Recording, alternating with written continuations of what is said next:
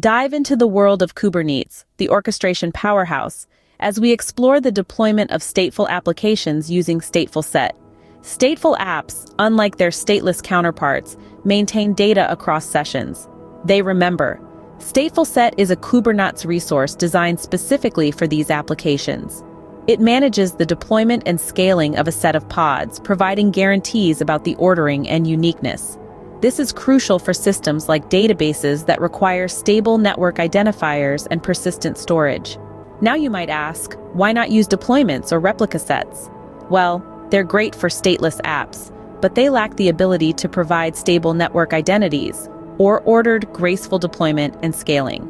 Deploying stateful apps with StatefulSet in Kubernetes is like having a personal butler for your application, handling the tricky parts of maintaining state. So, embrace the power of Kubernetes and StatefulSet for a more robust and efficient application